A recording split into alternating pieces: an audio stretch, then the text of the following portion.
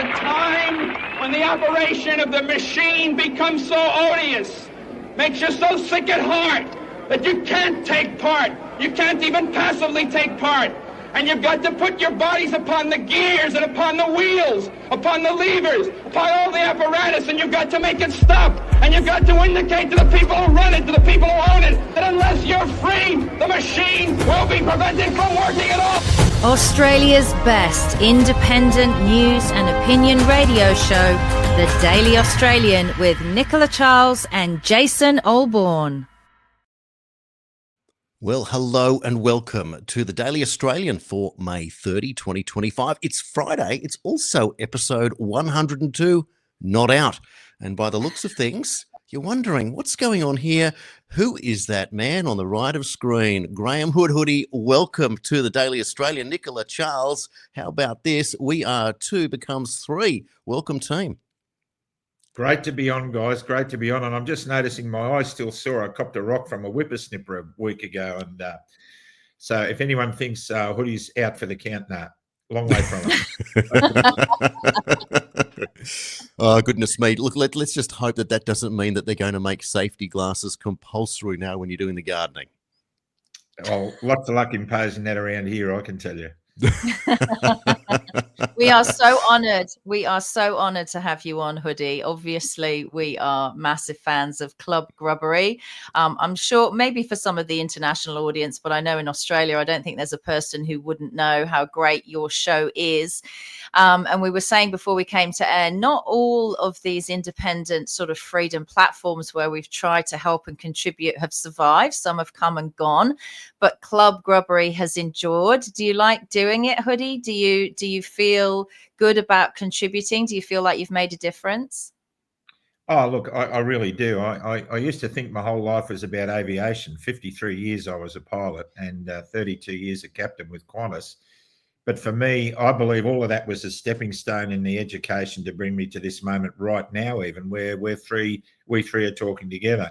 I love Club Grubbery, and one of the main reasons I love it is John Larter, because he and I don't know, we just click. He's more like, I'll puddle up in a minute, I've got to be careful, but he's more like a brother to me than my own brother. And we just sort of, we started out just broadcasting stuff during the rallies in Canberra, just to keep people informed on what was going on during the day. And it became so popular. And the banter we had between the two of us, we were like the Roy and HG of the freedom movement, as we called it back then. And we just sort of kept it going. We tried to bring humor into it. And we've interviewed some of the greats around the world. And it's so bizarre. Like, I've just got off a 2-hour interview with Pastor Artur Pawlowski, the very brave Canadian pastor who took on the government over there and is still fighting. And that was incredible. We've had prime ministers on. We've interviewed senators in the USA. We've interviewed the best medical people in the world.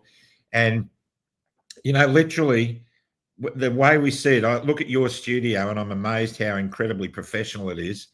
But I'm balanced on a couple of books at the moment on a desk with my laptop. And I've got the crudest lighting you've ever seen. John was actually putting his laptop on the washing machine in his laundry because that was the only quiet space in his house. And I remember saying to him, I think I remember that.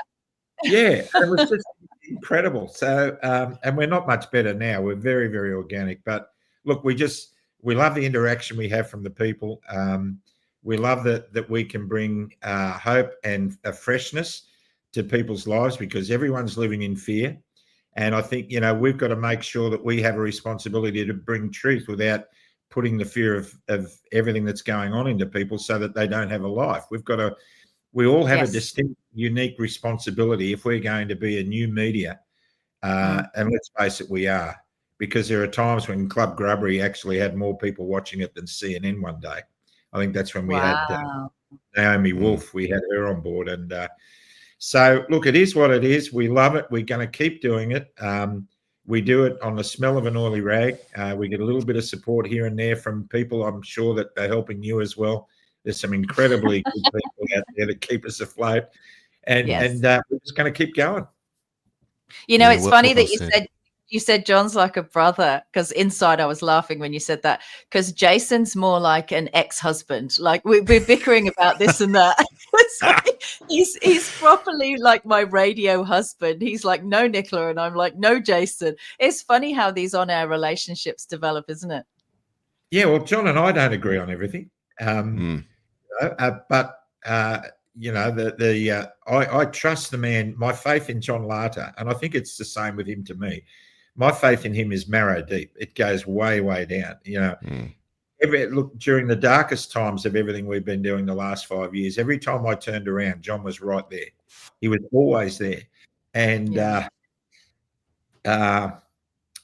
Hoodie. Yeah. Look, isn't that wonderful? This is a great thing about what we're doing. We have met the worst of Australia, but we've also met the very best. Very best. Yep. Hoodie, one of the great things is the realness, the rawness that you have provided since day one. That very first video that you produced back in the day that sort of launched you into the freedom stratosphere. And people have responded ever since that moment. And in many ways, you have become, which is ridiculous when I'm sure you're going to feel humbled by it all, but a star in this movement. Yeah. And none of us really ever wanted to be in that position, but it was something that came out of necessity. And so it is that leaders emerge. And that's what it is. Leaders lead. You don't get given the role of leadership unless it's fake in politics. You just become that. And as such, many people look up to you as a role model, as somebody that's totally human, flawed, admitted in your own way of as we all are in different ways. But the response has always been about the realness. And every time that Nicola and I just share something about ourselves, we feel that we get the same response from the audience. And so this is the first part of what we do. But at the same time, we still pull our hair out every day, wondering why we can't grow the movement in directions that we expect it to do so. Whether we get a little bit of support at election time, we get a little bit of support at rallies, but when we really need it, push comes to shove, we're sort of going, where is this support? Do we know what the numbers are? And that makes it quite difficult, of course. How do you feel on the streets when you're out there? Hoodie's heroes, you're doing all this great work. Do you feel like that there's some sort of void or a vacuum, or am I reading it wrong there? No, there is a void and a vacuum. In fact, Arthur Pulowski was talking about it from a Canadian perspective just before I came onto this program. The truth of it is that we haven't been hit hard enough yet. And I think, Nicola, you went through a rough spot a week or two back, and I heard about it, and I thought, no, we've got to keep the good people in the fight, And I think I said something to you. You can lead a horse to water, but you can't make it drink unless it's dying of thirst. And that's where I think we're at. I think we're caught up in our own apathy. We've had it too good for too long. We're living in a communist country. We've got to face the facts. This is a communist, fascist country. And it's one part in the link of a chain, which is a communist fascist world. They have spent centuries trying to bring Marxism in and bring freedom-loving countries to their knees. They're succeeding at a rapid rate, but they will poke the bear too much and the bear will rise up. The people will rise. And I think what we've got to do is keep the fires burning. We've got to keep the mechanisms in place, the good media, the good community service groups, the alternate health systems, alternate legal systems. We've got to build all these things up so that we don't have to do it when the fat hits the fan. Because I've said for a long time that the people who slept through COVID will probably wake up when digital ID comes in, when central bank digital currency comes in, when they're affected. And we saw that in Melbourne with the recent rally of the fireys and farmers. We interviewed one of the CFA members who was leading that rally, and he made a comment that really fired me up on air. He said, oh, it was great. All the cops are really in solidarity with us. When we go there, the cops say, oh, it's great to have real people at the rallies instead of those other nut jobs. And he was oblivious to what we'd all gone through COVID. He didn't know. And he said that it was totally inappropriate. And I just said to him, hang on a minute. Those cops, if those cops had done the right thing back then and dropped their shields and their weapons and their helmets and joined the crowd, and I know there was a group about to do that after the people were fired on, there was a group of senior officers who were really over the top with it, and they wanted to join the rally.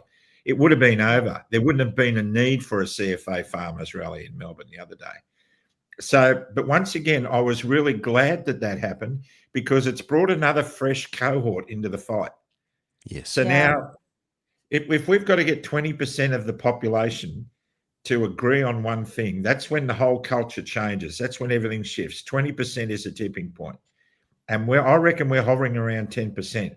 But with everything that the Victorian government's doing to the people down there is adding to our number with fresh faces. I'll say it is. Hoodie. You know, it's interesting that you say, like, some of the cops. I mean, we all know now ex-Vic police officers who are actually helping the independent freedom movement. We've spoken to a couple of them on this show. But it's interesting. You know, just in the last couple of days, we've had this news break in Australia, and I know we've got a few clips, Jason, of someone who's considered to be very famous, a comedian, who is actually now suffering, I guess you would call them, the ramifications of a choice, you know, my body, my choice. And it's Magda Szubanski. Now, you can't be a police officer or a fireman or a politician or an everyday person and not know who Magda is. And she's facing something quite dramatic. Why don't we run those clips, Jason, and then we'll come back and talk about that and the ability for it to wake people up or not. Yeah, it's a good point. So what we've got, just to lay it out for people, is I've got the original clip of Magda's announcement. Then I'm going to then play an historic clip to provide some perspective. And then I'm going to provide a headline or headlines today. And then we're going to begin a discussion. Here we go. Hello, my lovelies. So the head is shaved in anticipation of it all falling out in a couple of weeks, because I have just been diagnosed with a very rare, very aggressive, very serious lymphoma. It is one of the nasty ones, unfortunately. But the good thing is I'm surrounded by beautiful friends and family and an incredible medical support team. Honestly, we have the best in the world here in Australia, particularly in Melbourne, so I feel very fortunate. It's pretty confronting. It is a full-on one. But new treatments keep coming down the pipeline all the time. So, you know, I just got to...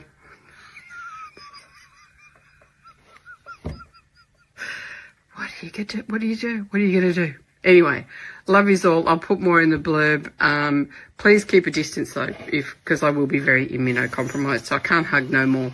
Bye. An astounding announcement and quite shocking there, Magda, obviously trying to negotiate that announcement to her fans. So what we've now learnt is that the diagnosis is a very rare, very aggressive lymphoma. It's called foremantle cell lymphoma. It's a form of non-Hodgkin's. To give people some perspective, Magda is 64 years old, so way too young, but at the same time, in the real world, that is just approaching retirement age just the same. But she is an Australian icon, and as such, she was, like many people during COVID, she was part of a system that believed that collectivism and a one-size-fits-all approach was the fastest way out. Now, I'm going to play a clip now from the Today Show. It's probably, 4 or 5 years ago now. What's interesting is just how much people have changed. Take a look at Karl Stefanovic. Just from his perspective, he looks like a boy, and in 5 years, he's aged probably 15. I'll leave you to judge that. Let's play this clip now. It's a little bit long, just over 3 minutes, but well worth it from a historic perspective. Then we'll come back and have a chat. Shaz is using her platform to spread a very important message. Oh, Sharon, what are you doing? Oh, I can't help it. It's my carpal tunnel. I am subbing you off. I tell you what, I am so over this lockdown. Playing netball against yourself is not all it's cracked up to be, especially when you still can't even win. But you know what? It's not the lockdown that's the enemy, it's the virus. And the sooner we obey the rules, the sooner this will all be over and we can get back to the stuff that really matters. Nettie. Subbing myself back in now. The most important thing in the world, Nettie. And it's all part of the Victorian government's new star-studded campaign urging citizens to abide by lockdown rules. And the genius behind Sharon, Magda Szubanski, joins us now from Melbourne. Magda, always good to talk to you. It's a great campaign, isn't it? Because you add a little bit of humour to what's a serious message.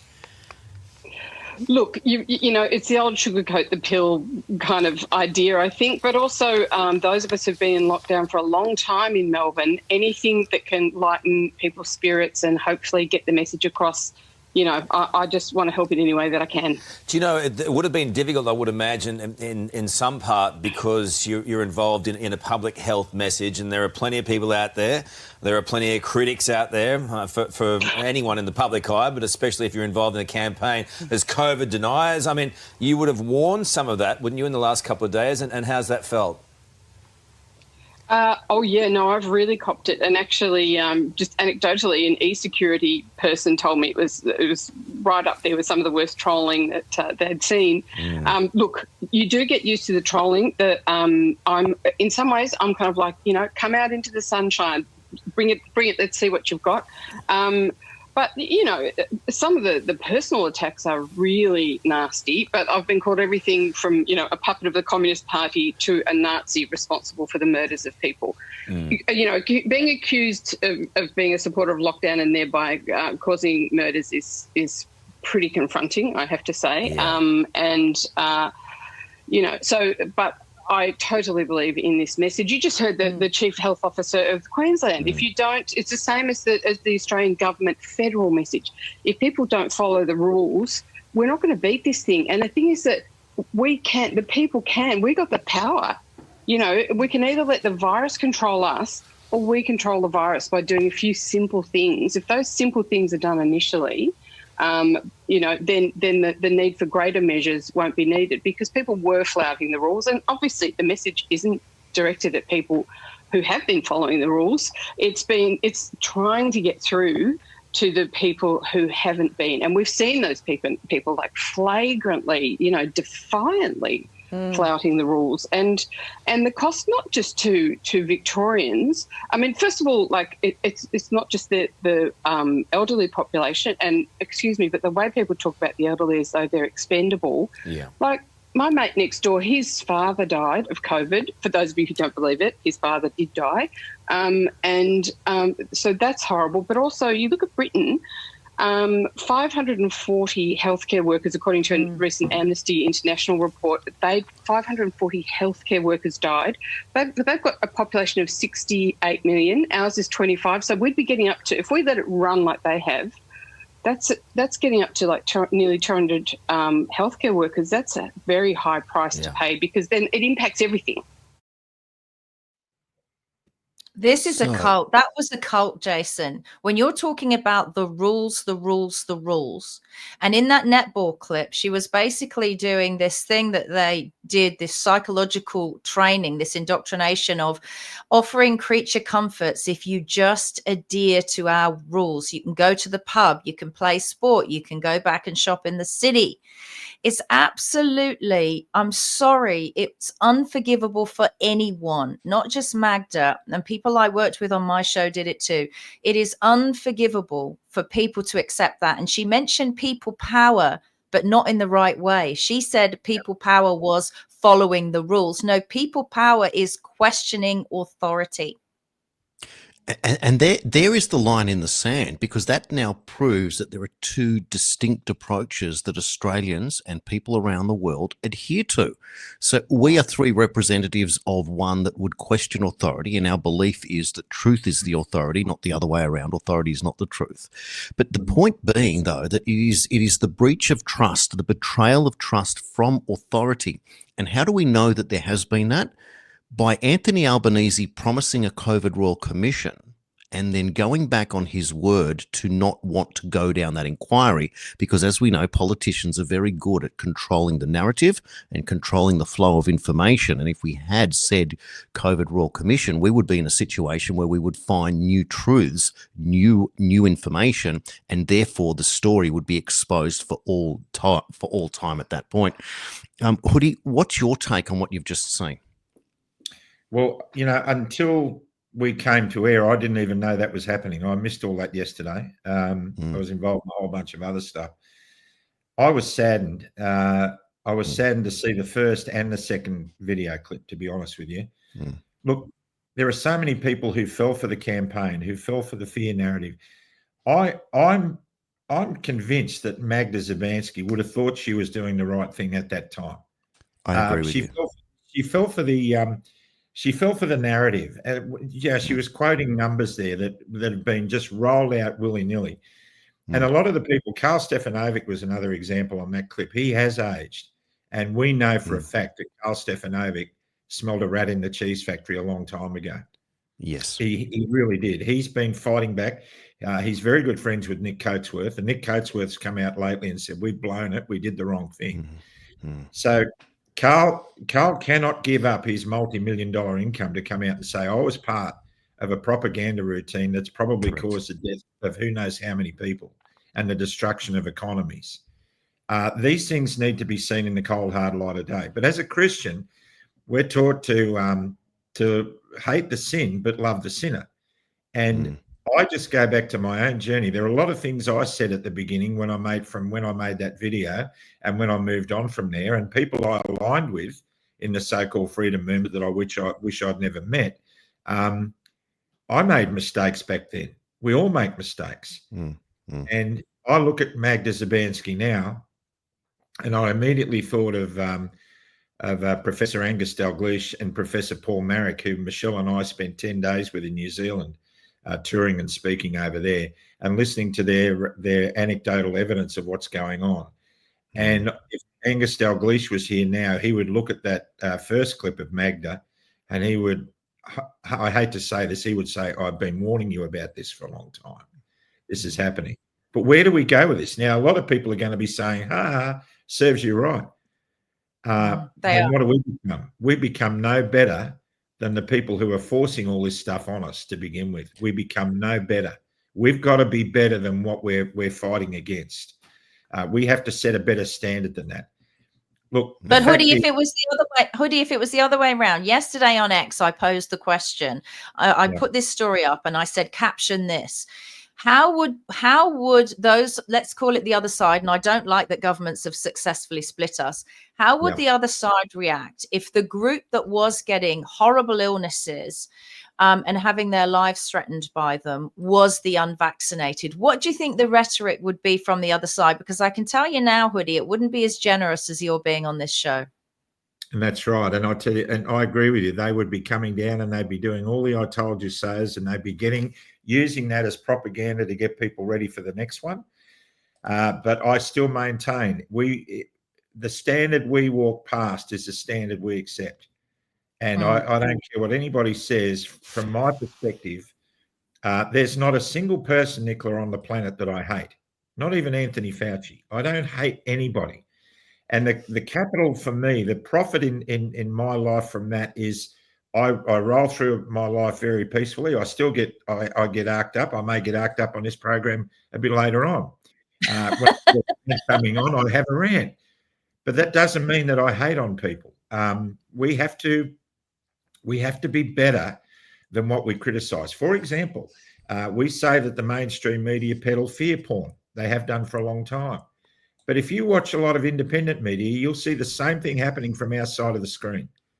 We're peddling fear porn. There's talks of underground military bases and secret tunnels and black hats and red hats and white hats and all the other stuff. And we argue about things like the shape of the earth. And look, at the end of the day, we've got to be better.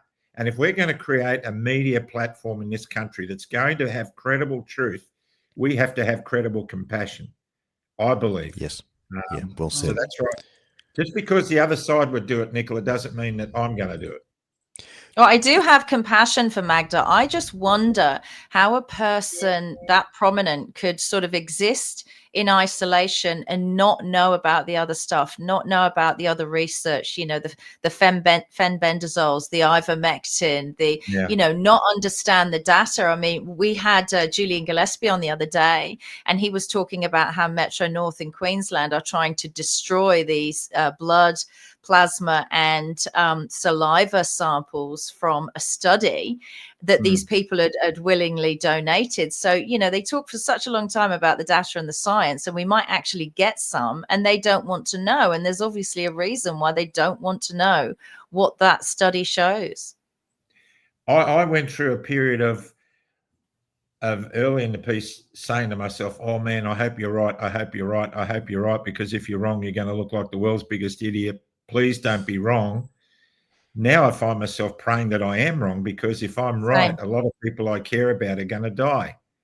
And Same. so I always hope I'm wrong. I hope people historically look back and say she was that mad actress from Neighbours. I want to so be wrong, but as time goes on, it's looking like we weren't. Well, it is. And the fact is that when the evidence is so mounting at this stage, Michelle and I, my wife, have been running a 12-step recovery program for nearly 20 years now, Recovery Road. And we've just taken it to America, and it's taking off over there. And it's all about restoring brokenness. And the first step in the 12-step movement is stepping out of denial. Denial stands for don't even know I am lying. I know there's got to be a where the end is. So, you know, you got people like Magda who would imagine what would be going on in her if she thought for 1 minute that the jab she was promoting may be leading to her downfall. How do you live with that? How do you live with yourself? So I think a lot of people are putting the blinders on. I don't want to know, hear no evil, speak no evil, see no evil. Let's pretend this didn't happen. Let's hope I got the placebo. Let's hope I got the jab that wasn't a bad batch. Let's hope I got the jab that was sitting on the doctor's desk all day in room temperature, and the spike protein was killed off in 45 minutes. Let's hope, let's hope, let's hope. But real hope isn't based on... I used to think, when I had a lot of financial problems when I was a young guy, and I used to think it would all end when I won lotto. Well, you know what? It's not going to end like that. You have to accept what's real, step out of your denial, because then you can fix it. You can't heal the wound by saying it doesn't exist. So I'm going to be praying for Magda Szubanski.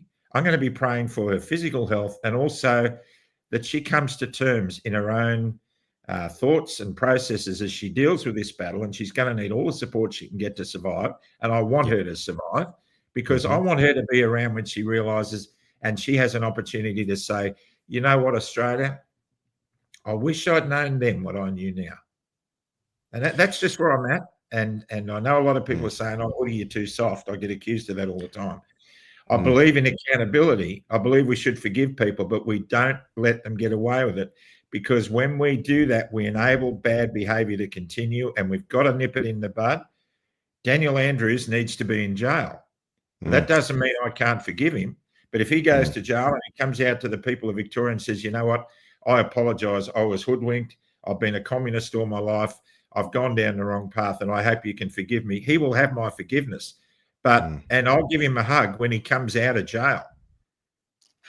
But he's got to go to jail. And that's where I'm at. And if I'm any other way, then I don't want to live in a world where everybody's getting even with each other. I know it's pie in the sky, but that's just me. It's a fresh perspective, and Hoodie, it's not fresh from your eyes. This is you your entire life, but it's important that we consider that through all adversity comes growth. You're not going to get growth in your comfort zone, and what you're advocating for is the removal of denial, facing up to a reality. And I would think that Magda right now would be going through a grieving process of her own, and in this grieving process comes the part of bargaining. So she must be in a stage somewhere in the coming days where she will start to bargain. What if? And maybe that will be the opening when she says, well, how did I get this? And we'll be, online looking up reasons to what would kick off this particular stage 4, I should say, mantle cell lymphoma that suddenly arrived, this turbo cancer, if you will, that these people, young people, middle-aged people, elderly people, arriving at diagnoses immediately at stage 4, that Dr. William Mackis has been one of the advocates there studying this and realising that these things are coming on so fast that we didn't have this historically before the advent of mRNA. Now, whilst we're talking about this, and I put that little thing up on the screen earlier, this is the Murdoch Press today, the classless reaction to Magda Szubanski's cancer diagnosis. And I think that you've handled that beautifully in your commentary there. And I think it's really important. Now, we all do have fresh takes. I do support what you're saying. I feel for Magda. I feel like she did the best she could with what she knew at the time, but hubris is always the downfall. And I just wish these mainstream media people didn't treat us with the disrespect that they did. And the same in the election campaigns when, certain people came and still are. But with that, hubris will be the downfall. I just want to place a little bit of perspective. Then I'm going to share with you what I would call a little bit of international good news. This is sort of just for a little bit of balance. This is a famous quote. First they ignore you, then they laugh at you, then they fight you, and then you win. So I just want people to think of that from a bigger perspective. And there was one of the great peacemakers, world leaders, who was taken out, who was murdered, and a brave soul that gave up everything for that. And we learned, and if anyone gets a chance over the weekend to go and watch the movie Gandhi from 1982, it is as good today as it was back then. It's just an incredible thing, and it will really change things. I want to give you a quick story here on video. This is an announcement today. Where is it? There it is. This is regarding Moderna. Take a look. The administration has canceled a contract with Moderna for the development of a bird flu vaccine for humans. Our Angelica Peebles joins us now with more, and you could conjecture a lot of things about this between RFK Jr. and vaccines and mRNA. What's behind all this, Angela? Yeah, good morning, Joe. So this is just the latest in a string of events that we've seen related to COVID vaccines over the last week. And what's happening here is that the Trump administration is canceling a more than $700 million contract with Moderna to develop a bird flu vaccine and other pre-pandemic influenza viruses. And so what's really notable about this is that obviously we've seen this, we've seen bird flu tearing through birds and also dairy cows and the risk to humans. And so what we saw in the Biden administration is that they really ramped up this work, and they were helping to fund, they were going to fund a phase 3 trial to see if we could use mRNA for a bird flu vaccine if it indeed spills over to humans. And now the cancellation of this vaccine is quite a surprise. Maybe not a surprise now, because we had been hearing rumblings about this for the past few months. But, we just saw this contract ramp up right before the last administration left. And now you have the Trump administration saying that they felt like after a rigorous review, we concluded that the continued investment in Moderna's H5N1 mRNA vaccine was not scientifically or ethically justifiable. And they're saying that it's not just about efficacy, it's about safety. And so it's interesting to hear them really casting doubt on just the safety and the efficacy of mRNA vaccines as a whole. Wow. Now, that is a turn for the books, because that is brand new current. And only yesterday on the Daily Australian, we shared the video of Jake Tapper from CNN, who's written the book about Joe Biden and the cognitive decline of the 46th president. And he admitted in that, he said, politicians lie. So planting those seeds for the moment. I just want to show you that there is something that's really going on here. We're going to look at the financials, because this is all about money. And in a moment, Nicola, we're going to talk about WHO, etc. Take a look at this graphic here. This is what I just dug up today. So Moderna, I saw it in the clip. I go $26.93. That doesn't seem like a high share price.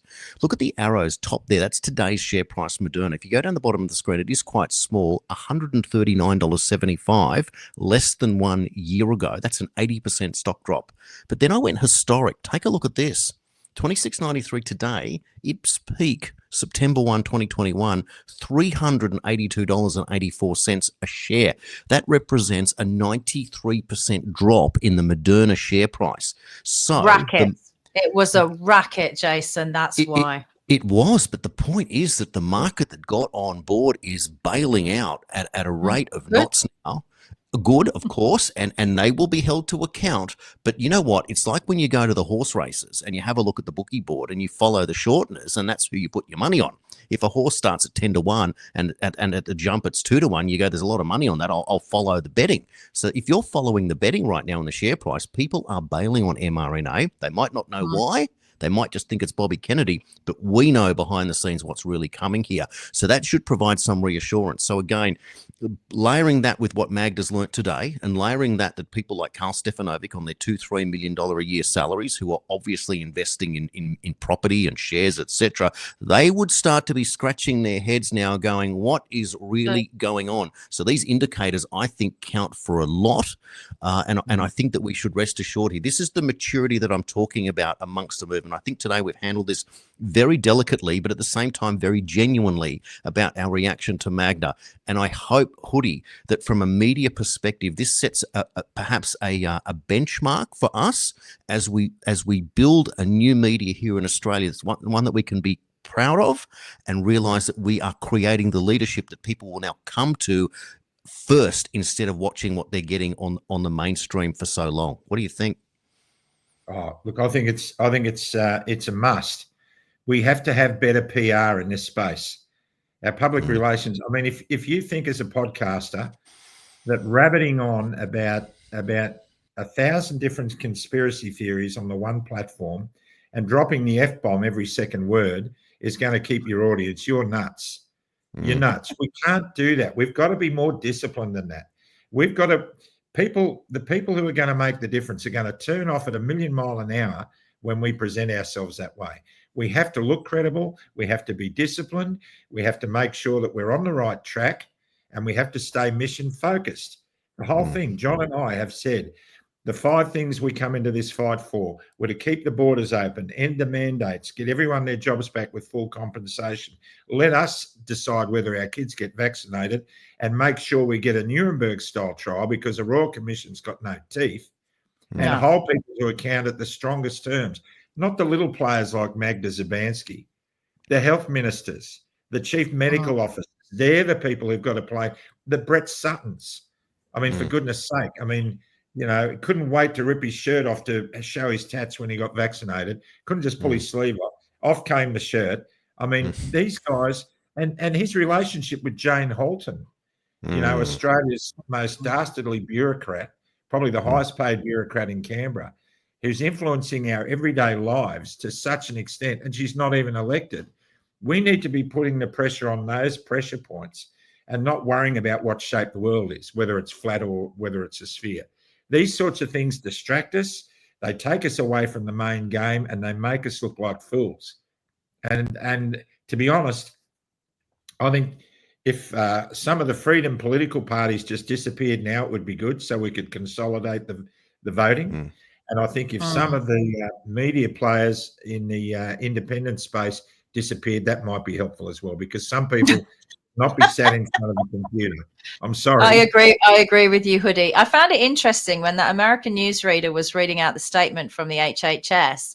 She didn't read out the last statement, and the last sentence said, because mRNA technology remains under tested. That was part of their sentence. Now, how can you say that mRNA technology remains under tested when literally billions of people around the world have had it? And I said yesterday on my X account, you know, if this was an experiment to prevent severe illness and death, it has failed.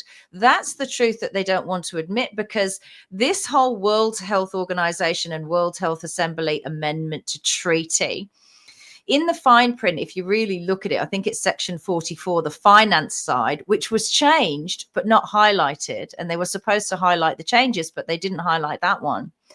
They only talk about means testing countries and their financial responsibilities, and how big pharma needs to be a bigger business. And pundits are saying, who are really looking at these documents, that this whole thing is basically the new OPEC. It's the new oil. Healthcare is the new oil. Now, if you take that as read, whether you agree with it or not, let's just say that those people are right. This is why they don't want to admit and will not allow their media to admit that this experiment has failed. Because if they do, their new OPEC business model is shot, right? Yeah. Well, look, the truth is, you said an interesting set of words. You said the most under-tested. I think the more information comes out, it will show that mRNA is the most detested. In other words, it's going to be detested by everybody who thinks about medicine and health. Because let's be honest, even the jabbed hoodie don't want anymore. And you know, I said it's not the unvaccinated that are their problems anymore. I did a thing on my social media, a questionnaire. It's not the unvaccinated that they'll be pushing up against. It's the no more vaxxers, those who've had some, like my family members, and have said no more ever. Yeah. And they're growing in number, and the government's concerned about that. That's why they're ramping up the fear. And, you know, we just got to keep weathering that storm, and we've got to keep being true to what we set out to do. If we're set out to shine a light on the evil that there is, we've got to face the fact that we live in a world that is divided into two. This is a battle between good and evil, light and dark. And we have to really lean into the light. We have to stand in the light and be dazzled by it continually, and not allow ourselves to be dragged into the dark. And that's why I think we have to maintain a standard in our new media platforms, and we have to maintain a standard in our research and our information gathering. And so if we do that, we will win the hearts and minds of the people who are at this moment snoozing away in front of reality television at home.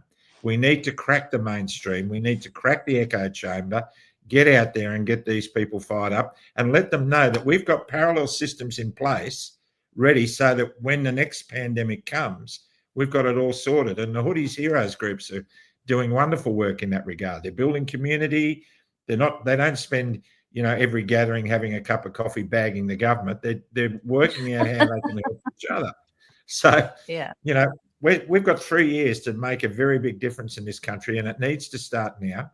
It needs to start politically, in the media space and in the health space in particular. And you've got the likes of Professor Ian Brighthope, Robin Cosford. We've got great legal minds, you know, Katie Ashby-Coppins and Ian Gillespie. And we've got all this stuff available to us. We've just got to pull it together in a way that will bring this country back to its feet. I think we're starting to. I really feel like we're starting to. I think we're gaining traction now. I know that our audiences are massive. Yours are massive, Hoodie. You've been very successful, and I take my hat off to you. Well, I don't look at the numbers. You know, if you look at and worry about the numbers, to be honest with you, at my age, if I woke up tomorrow morning and didn't have a following, I'd just hook the tinny up and go down the Clarence River and catch a flathead. I mean, while I'm empowered and impassioned by the beautiful people that we're surrounded by and the reason we're doing this, there's still a part of me that just wants to get on with what life I got left. But we can't do that. We can't do that. Once you wake up, you don't go back to sleep. You can't. That's right. No, absolutely.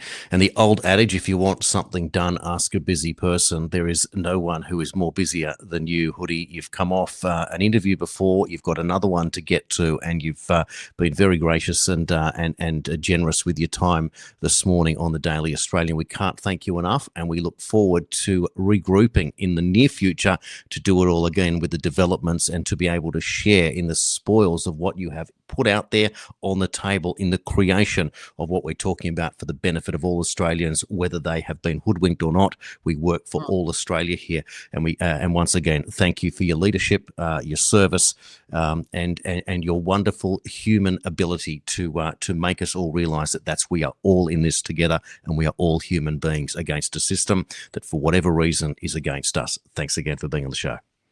Well, much love to you guys, and you have to reciprocate, because one of the reasons Club Grubbery was so successful is we had the White Rabbit on a few times, and so we want to reciprocate. We want to have you guys on, and let's come on to Club Grubbery and talk about what we can really do with media. Yes, happy to. We would absolutely love to do that. Thanks, Hoodie. Now, we'll say goodbye to Hoodie there. What I'm going to do now is, as he has to go out the door to another interview, I'm going to play you guys a clip, and this is going to blow your mind. This is a COVID fraud bust out of the US. Check it out, and we'll come back and keep going with the rest of today's news. Come out with your hands up. Fox News exclusively capturing Homeland Security's sunrise bust of this Armenian-born man at his LA area home. The suspect, who uses the alias William McGrayan, surrenders with his hands over his head. Investigators say McGrayan is the brains of a transnational crime ring that that stole $30 million in COVID relief and small business loans meant to help tax-paying Americans. If you're engaged in fraud, if you're taking money from the government that doesn't belong to you, your door could be the next one that we're hitting. According to court documents, an informant describes McGrayan as unhinged, claiming he talked about his ties to gangs in Armenia and threatened one person with a gun and a baseball bat. In the multi-agency sting led by DHS, 14 people were taken into custody. The suspects are simultaneously arrested across town so they can't tip one another off, and then they're brought to this special processing center to be booked. The suspects are charged with conspiracy, wire and bank fraud, and money laundering. Investigators say multiple shell companies were created using phony documents. Some of the money was spent on homes and luxury goods. The rest was wired to Armenia, making it harder for the U.S. to trace. These fraudsters applied for $47 million in federal funds. They got away with about 30. Most are Armenian-born, but have become naturalized, and at least one faces deportation. Well, how about that? So we are starting to see justice happening, but the magnitude of this fraud, right? This was just a money printing machine, and people were just taking advantage. Again, extraordinary, but at least now what we're seeing is that with a change in administration, there is a real determination to get to the bottom of this. And what's worse is the fact that there are the other administration, the Biden administration, wouldn't be interested. It was kind of like, yeah, go for it, go whatever you can take. It's extraordinary, isn't it? Yeah, it was the Wild West, and it was very much the same in Australia, and actually still feels like that in Australia, that if you can get on board with this health scam, you know, I mean, I can't name the person, but we know a businessman personally, my husband and I, who made millions because he imported from China PCR tests and then marked them up and sold them on to the Australian government. And he also made over $30 million. So, you know, if you're ruthless and if you don't care about the morality of the thing, then I'm sure it is easy to get rich from a giant scam. I also consider the climate hoax to be a giant scam. And we're dealing with people here for whom anything goes, Jason. And unfortunately, we're not like that. So we don't have $30 million. Yeah, well, indeed. Now, this is not the only arrests that's happened. Here's another one for you today. A USDA employee and 5 others have been charged in a multi-million-dollar food stamp fraud and bribery scheme. This is what I mentioned yesterday on the show. So the attorney for the United States, acting under authority, et cetera, has named the defendants, Michael Kehoe, Mohammed Nawafleh, Omar, et cetera. You can see the names there. This is another big fraud. And so it is that this particular individual, alas, Davis, named as the program specialist at the USDA, there you go, has been arrested in conjunction with a multi-million-dollar food stamp fraud and bribery scheme. If you can believe that. So the crime is just, it is extraordinary. It beggars belief. They were taking a government wage whilst also ripping off the government. Yeah, exactly. And a license to print money, if you will. Absolutely. Pardon me. And also, I want to give you another one here today. And this is where we are. So what we're learning. So the tariff story in the US, it was a yet another judge, the United States District Judge Contreras, who further declared that the tariffs, well, the injunction, he's going to so order yet another injunction in the Court of Appeals. So there's now 2 separate courts that have ruled that Trump can't set tariffs. Well, 2 hours later, the Trump tariffs were reinstated by an appeals court. So what we are seeing is a genuine judicial push and pull. Yes, but what it is, we are now seeing judicial activism being exposed in real time, and so what we're expecting to see now. So when we look over in the US, sorry, just to go back for the fraud at the USDA, it was $66 million. That's how much that they were involved with there, including something processing some $30 million in illegal transactions. Now, where we're going with this judicial situation with these rogue judges acting the way that they are. So how can one restore it with an appeal, and one say you either can or you can't if you're the president. And obviously he knows what he's doing. Where we're headed, of course, is the Insurrection Act of 1807. It's the US federal law that empowers the president of the US to nationally deploy the US military and to federalize the National Guard of individual states in specific circumstances, such as the suppression of a civil disorder, insurrection, or of armed rebellion against the federal government, etc., etc. What it's looking like now is that military may well have to get involved. And for anyone following the whole Q story has been saying this all along, that military would be the only way. It is starting to look very much like that. So we park that if we there. can't get these judges in front of grand juries, which is us, the people. Look, they've got things on these judges, Jason. That's why they make these decisions. And do you know that people judge shop? They decide where they're going to have cases heard and tried and listened to because they're judge shopping. You know, is this a judge on the right or is this a judge on the left? Is this a judge that lets rapists and con men off, or is this a judge that goes hard on them? So they judge shop, these lawyers and barristers, to do the best by their clients.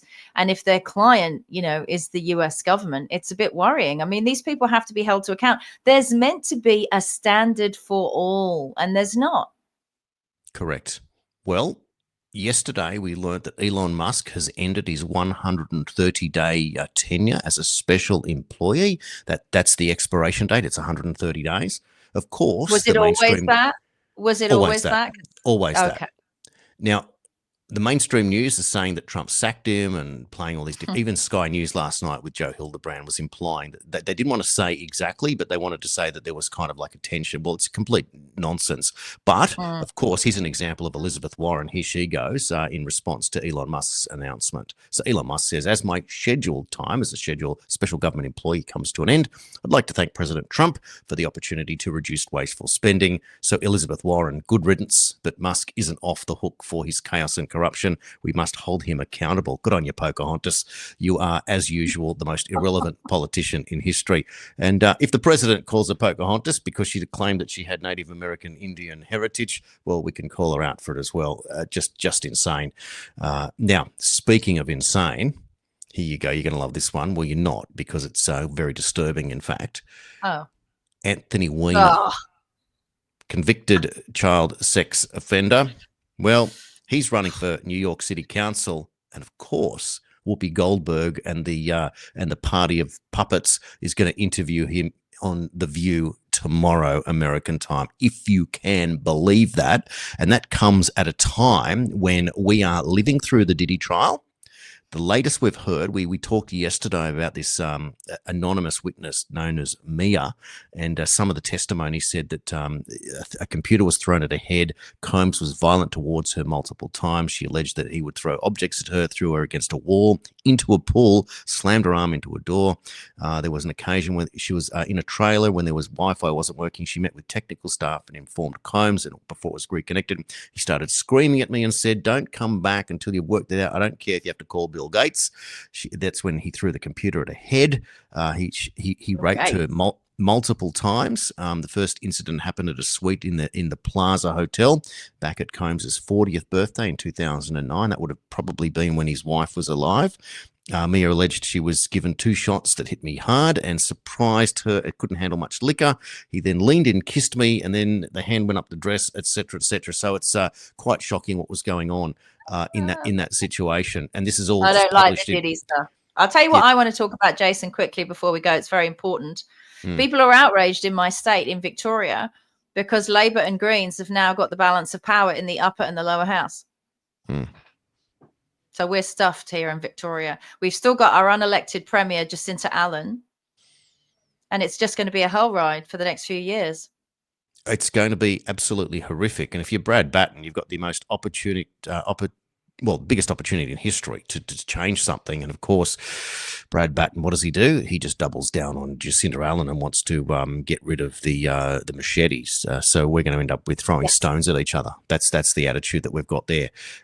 Look, it's crazy. There's also other news. Dan Bongino has doubled down on the Epstein thing. He's now come out and said that he's seen the video evidence. No one went in, no one went out in terms of Epstein. So he's saying, based on what we know, and we're going to provide that video to the general public.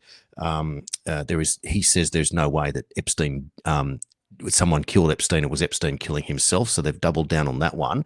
But what's interesting again is the use of language. It kind of feels like that they're opening the door that new evidence could emerge.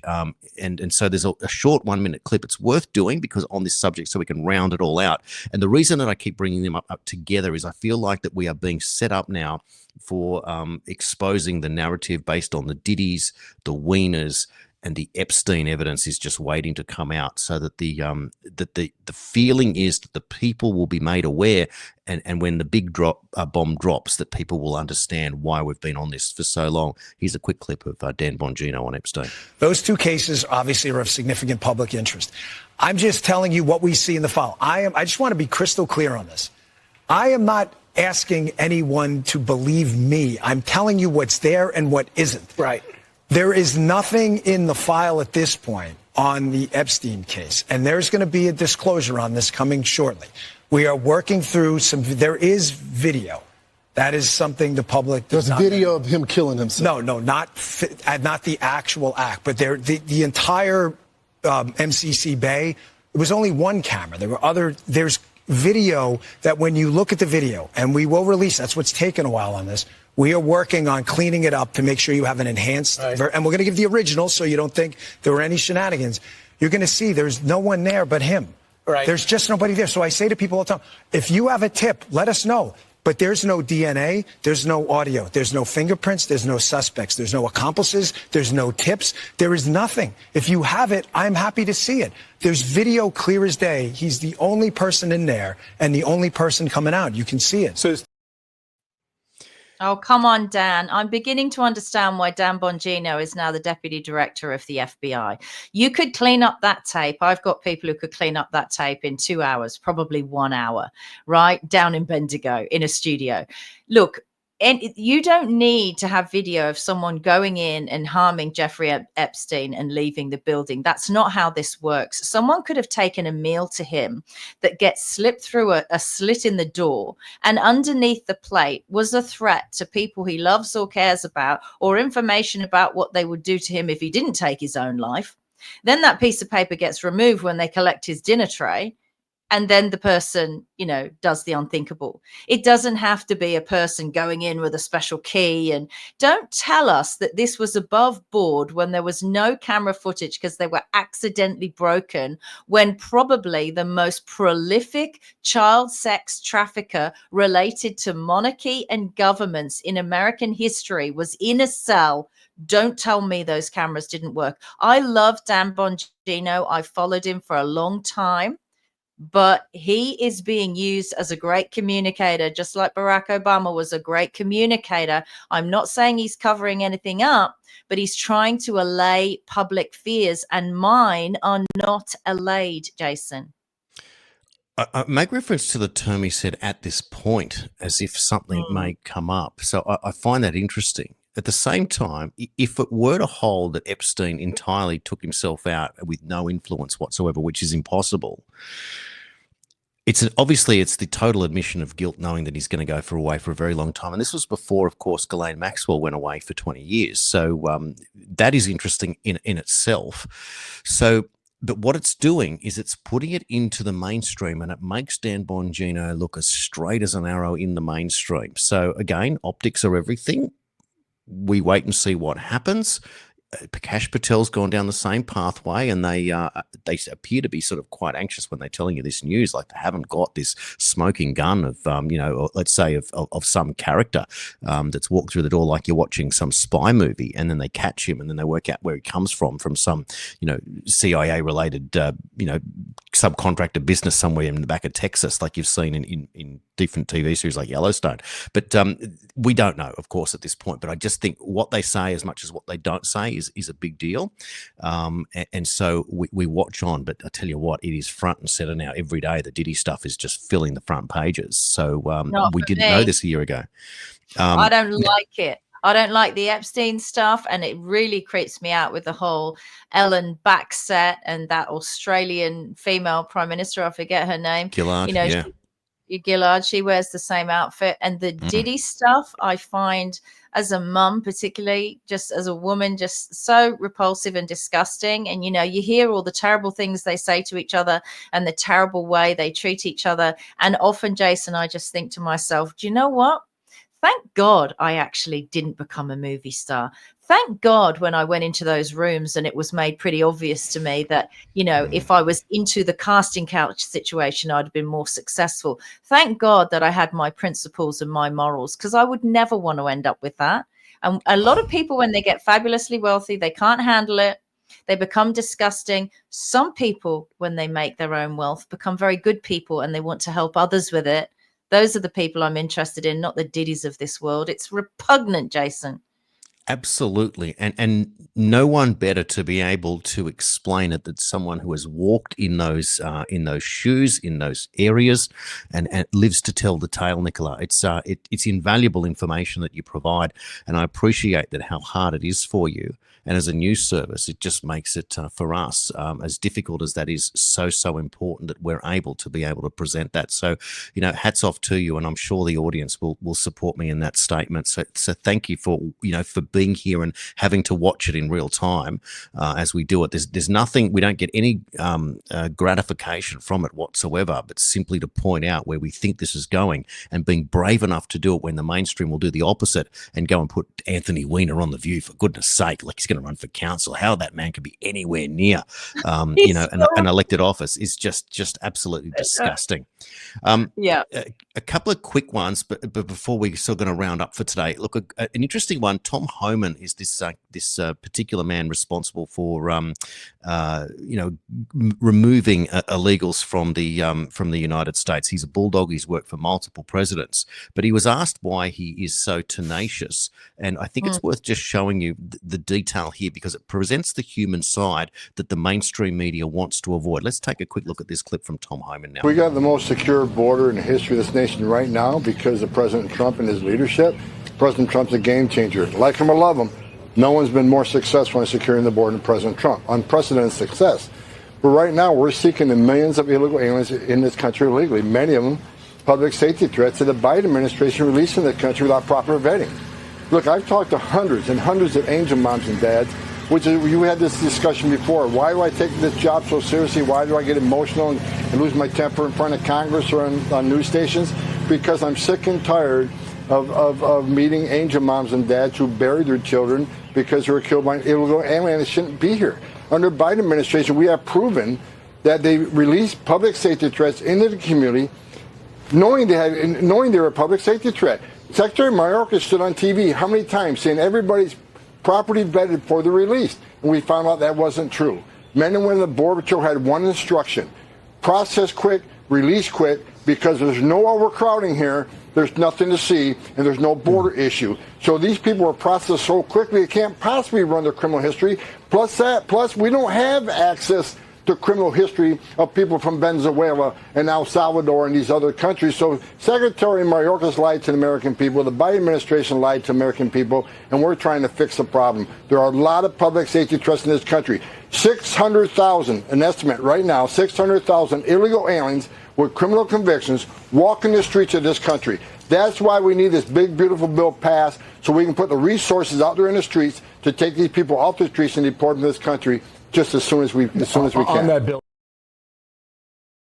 I love him. It's interesting that Fox put next to his name Border Czar, and I'm sure that sort of is his official title, because the option from the Biden administration of Border Czar was Kamala Harris, who, by the way, if viewers of this show don't know, she has rocked up in Australia and is apparently now an expert on real estate, and people are paying $1,000 a ticket to watch her speak. I can only assume, Jason, I mean, I actually said on my social media, if there's anyone on my pages that paid $1,000 to see Kamala Harris, can you just unfollow me now? I have no respect.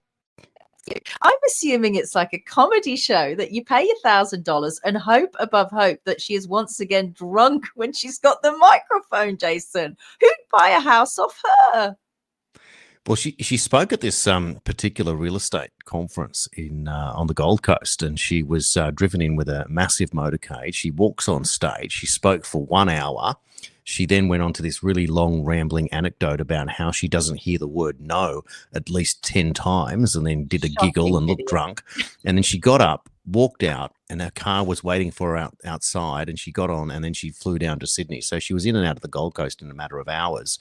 Now, you think about it, there was probably 3,500 to 4,000 attendees at $1,000 each. So that's roughly $3.5 million Australian. She would have had to have got $1 million US to get her out here. Plus, they would have had to have spent at least $500,000 to $1 million in security. So, in other words, she took the lion's share. Apparently, we pay for her security. Oh, well, of course. So even better. But yeah, she would have had to have got $1 million US to come out. That would have been the minimum fee that she would have got to speak for an hour. And then, of course, she was seen dining at the Bathers Pavilion at Balmoral, a famous restaurant in Sydney, and just sort of, chewing the fat, walking around like she thinks she's either going to run again for president, which she won't. But now the talk is that Newsom may run for president and she will run for governor of California. Of course she will. That's kind of, it just extraordinary times, isn't it? That such a pathetic politician who's never won any big office ever is sort of ushered around like she's something special. It just unbelievable. You talk about, Jason, my personal stories and experiences from my other lifetime in entertainment. I remember being on a long haul flight to Australia, and I was in coach because whenever I had to pay for it myself, I always flew coach. And anyone else, they always put me in business, which was nice, but I would never pay for business. And I was in coach, and there was a particular air hostess, and I was young and attractive at the time. I was a model. There was a particular air hostess that didn't like the look of me, didn't know her from a bar of soap, and she deliberately tripped with someone's hot coffee and threw it all over me. And it was cold. We were very high up, and I was wearing one of those puffer jackets. It was new and I loved it. And the coffee just soaked into my new jacket, which I had to bin because I could never get the smell of coffee. And she looked at me and she said, "Oh, sorry, I tripped." And the reason I tell you that story is if I was a waitress in that restaurant and Kamala Harris sat down, I think I might accidentally on purpose trip with a drink. I don't think I'd be able to hold myself back, Jason. Oh, well said. Thank you for sharing that. That's just unreal, isn't it? That you look at that and you just the Kamala Harris thing. It's just a caricature of someone who's meant to be a leader. And of course, some of the quick excerpts on the news reports from these young women that attended were saying that she was so eloquent. And I thought, well, clearly you're not paying attention. If that is your standard, you need to sort of lift it. But having said that, Donald Trump is not a great orator. And even though there are some that at his State of the Union said he's a great speech, he's not. Barack Obama was a great orator. Doesn't mean what he said was great, but that man was one of the great orators. Yes. And he was like a pastor. He was like one of these guys at these mega churches. He could make you believe the world was flat. He was a very good speaker. Look, indeed, and they come and they go, don't they? Like, and they're also good parliamentary performers, as we've seen in Australia. I don't think there was anyone better than Paul Keating. He set the scene in the Australian Parliament. Dan Andrews was theatrical in Parliament. The way he moved and stood up and sat back down and threw it out there. I remember I only saw it a couple of times, and he was very different than when he was doing the press conferences with his eyes going in different directions, going, "You will lock down, and these are the orders you're getting today." Those daily press conferences were terrifying. But in Parliament, Dan Andrews was a different person. It was almost Shakespearean. I looked at him and I went, "God, you have learned from the best, Daniel Andrews." Oh yeah, absolutely. Well, they all sort of took a leaf out of Keating's book, and we might even dig up an old Keating clip. There's a famous one. Oh yes. John Hewson would nag Keating for years and years as they were in an absolute slump in the early 90s. Why won't you call an early election? And on this particular occasion, Keating stands up, and I'll save it. It's worth seeing because the whole house breaks up, including John Hewson himself, who walked straight into this particular insult. But they did publish books at the time of Keating insults of the Liberals, but that was when they were in their absolute heyday. 13 years the Labor Party stood in office, and one can only hope that there's no way that the Australian people will allow Labor to do another 13 years under the rule. I won't say leadership, under the rule of Anthony Albanese, who is certainly no hawk and no Keating. And as Hoodie said today on the show, Australia has become a communist country. I don't think that's overdoing it. And what's interesting is that he mentioned the word Marxism and fascism, and ironically, that is what's used against Donald Trump. They'll call him a Nazi, a fascist, etc. And nothing can be further from the truth. But projection is a very useful and very evil tool. Accuse others of which you are guilty, and that is of course what they tend to do. Now, there's a quick mention. I won't play the clip, but there's a particular official in Nashville, Tennessee, that has been blocking and doxing ICE officers who are out there going to arrest illegals again. So he's been caught out. There's been a couple of clips on different news channels in the US. So again, what's happening here is that there are officials that are trying to influence in this situation, protecting their own. In this case, it's this whole racket of bringing in people illegally and then using them to perpetuate their own power. So this is a narrative that continues. So we'll continue to cover and watch that as we go into next week, etc. But it's been a very interesting conclusion to this week as we crossed our century. The fact that we got Hoodie on the show, the fact that we had to learn the sad news for Magda Szubanski, somebody who was potentially playing not a role, but she was playing with the strength. She was part of the establishment. She represented the establishment, and now we know the establishment got it wrong, and we sit here and we fight. But at the same time, like Hoodie said, like we've been saying here, the consolidation of independent media, the opportunity is ours to take it and to run with it, or to destroy it. But we've had 2 election cycles. We've been in this for many years now, and we're not going back to the way it was. This is evolving in real time. We are improving. We will set a code of conduct, and we will create new systems and even institutions that I've been hinting at for some time now. It feels like that there is a willingness to come to the table to work on it, and we must lead by example. And leadership is something that you don't get given. You must take it. But when you do it the right way, it becomes natural. And if we can emulate the work that Graham Hood and John Larter and others have done, Nicola, we will stand in good stead to represent the people here at the Daily Australian and expand on that to make new ways forward for all of us that are better. And we're creating a better world. And at the same time, if that means holding people to account, that is all part of it. But we stand for a better Australia, the one that we can leave this country and this planet for our children better than what we came in with, because we know that is not the case currently. Yeah. And as a Christian, I do feel the pull with regard to forgiveness. I said earlier on in the show, it's unforgivable to have pushed this, to have done this. And I definitely feel the weight of my beliefs behind that, because I would like to offer the hand of friendship to anyone who would like to come out, and they don't have to say I was wrong or I made a mistake or you were right, but they just have to be open to listening to a different opinion. And to Magda, I am friends with a doctor who is the president of the Australian Medical Professionals Society. And I know that this gentleman would know exactly how to help you in your situation. And should you want his contact, his number, I would be happy to give that to you. He's helping a lot of vaccinated people who are not doing so well that I know. So thank you again for watching the Daily Australian. I hope you enjoyed our special guest, former pilot Graham Hood.